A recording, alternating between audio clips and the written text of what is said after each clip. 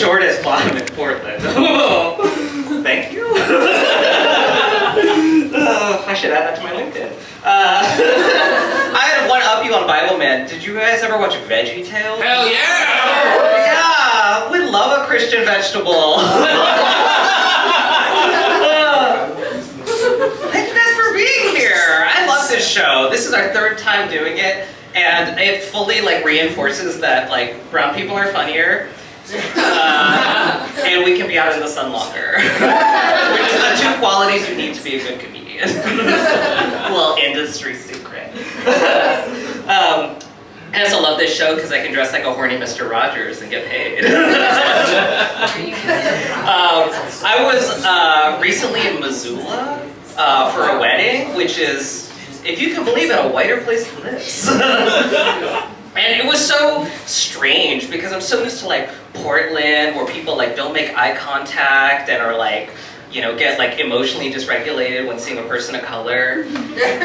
But there, people made eye contact and were really nice. And I just thought to myself, God, you people are fucking weak. I could move here and rule over you.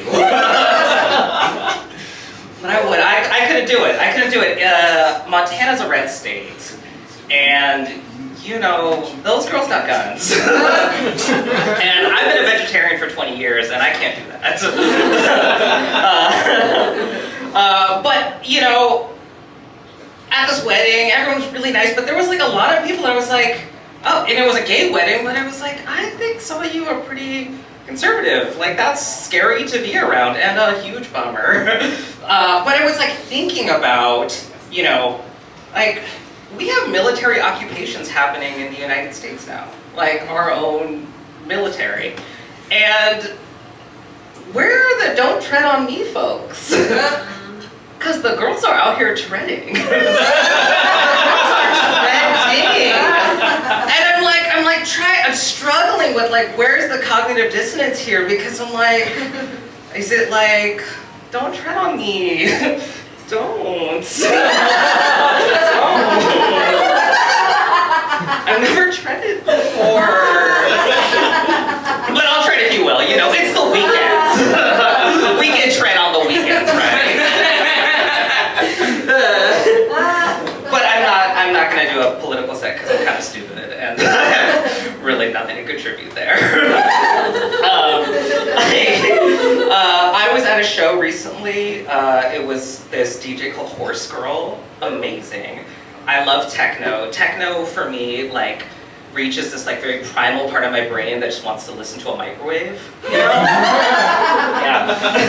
But when I was going to the show, they searched my bag and they pulled out my bottle of poppers.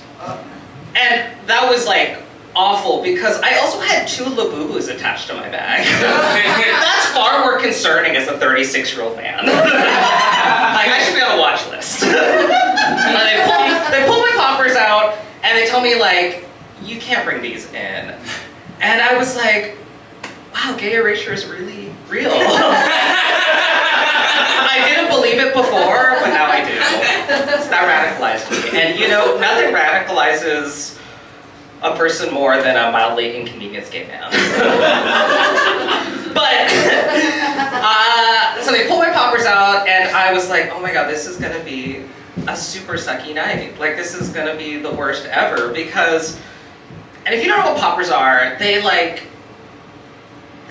invite you into a world of possibilities. And they open all of your holes to a world of possibilities. And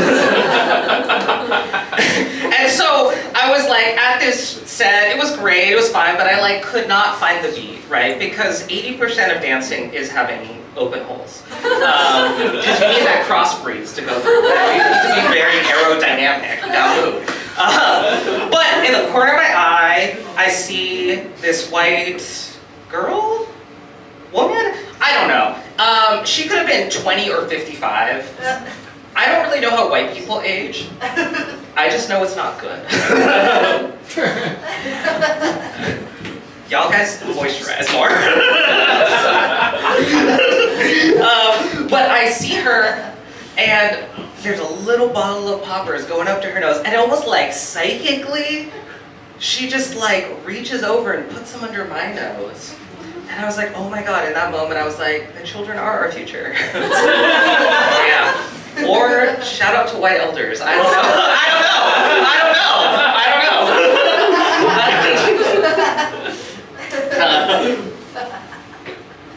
I don't know. That was so unhinged, I'm sorry. I was thinking though, like, they're trying to get rid of poppers, right? Like, RFK says, like, poppers give people AIDS, which is crazy. But I was like, okay, maybe silver lining. What if they get rid of poppers and that solves our top shortage, you know? Because prayer only gets us so far. Amen. You know? And that's fucked up. If you didn't laugh, it's probably because you're a top. And someone's gonna turn on you.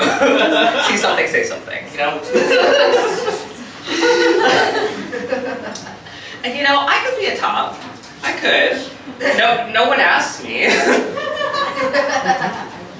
Hasn't happened yet. Because like, how hard could it be? All you really need is like 2 bottles of half-empty Gatorade in your room and 4 roommates. That's about it, right?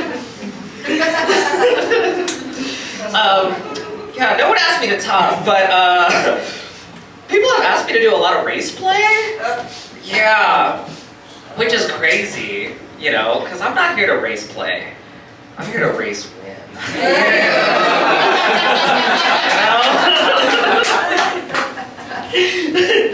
And I think like, well, okay, so there was a guy that I dated who referred to me as a horse of a different color. Yeah, which I think is a Wizard of Oz reference. I don't really know, because racism's bad, but homework is worse. And there are so many lovely slurs to pick from. You don't have to reinvent the wheel.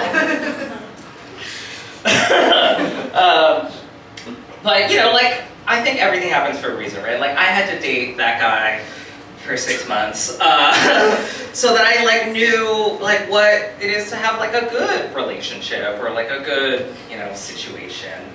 And like, I believe in reincarnation, right? Because I'm Indian and I legally have to. But like, I worry that like, you know, I'm a millennial, we're a generation of microplastics. I worry that I'm gonna come back living in an intentional community as like a communal dildo. Which would be gross. But it'd be nice to see how the other half live. I did say that I've never topped.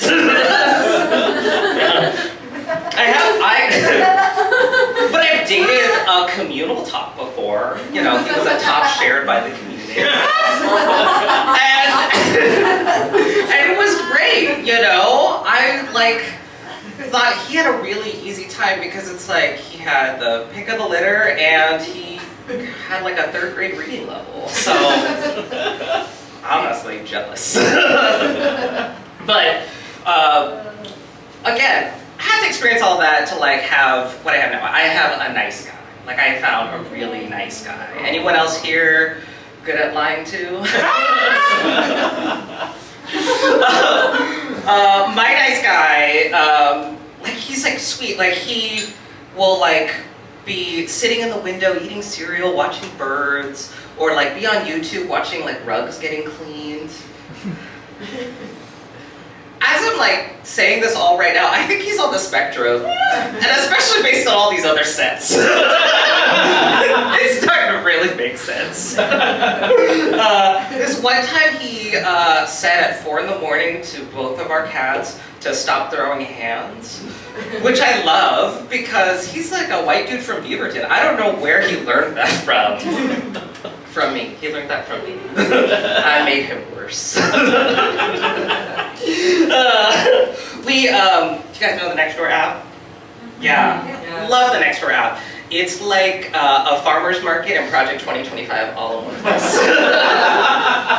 In my neighborhood that I live in, we have like our own version of it, which I call the White Fright Hotline, where it's just like a bunch of white people in a group chat that will like say when they have like heirloom tomatoes for free, or like when they're scared, which is a lot. But this one time, someone like threw in the chat like, oh, you know, my garage door's open, I'm really scared, could someone come over and help? And no one responded. Yeah, I mean, if there was heirloom tomatoes, people would. It's like in seconds. But, you know, what I think happened was we're all sitting in our homes, unmurdered. Why would we go to your murder? You can call the cops. As a white person. Shouldn't, ideally. But this one time, we were like sitting at home and our direct neighbor said like, oh, I have like a backdoor alert, which would be a good name for a porn. But they were like security tripped, and it turned out like they did get robbed. And so like my husband was like waiting outside for the police to show up, and because he's, again, a nice guy. And I'm incapable, so I took an edible. And then I started to spiral because I was like in home, like, oh my god, what if they're still in the neighborhood? And so we have like a metal bat that's like, I don't know, I would say like a child-sized bat for like a baby fight club. Or world's smallest bottom, or whatever the fuck the name is.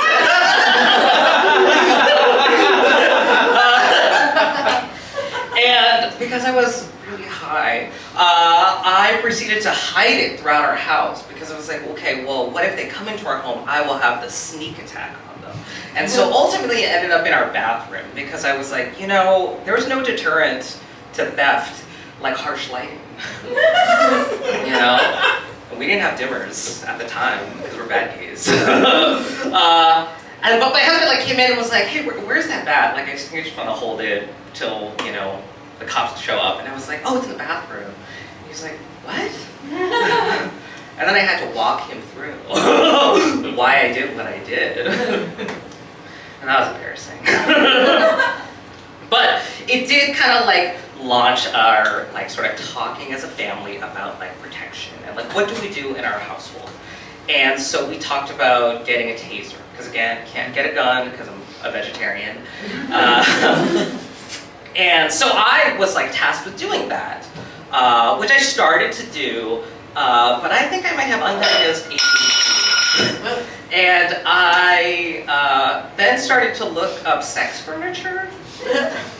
Yeah, and then started to get mad because most of the sex furniture that you see, it's like a hetero white couple, and it usually has some sort of like banner that says, spice it up in the bedroom.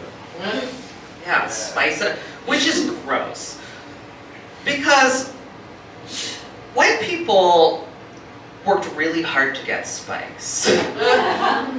Really hard. I would argue too hard to not use it as much as they worked for. So I thought, okay, like maybe it'd be like a really good idea to like rebrand Spice It Up in the Bedroom. You know, so I came up with like, you know, white people could say you can mayonnaise it in the bedroom. Because that's all yours, that's not me. That's not me. Or you can Crackle Barrel it in the bedroom.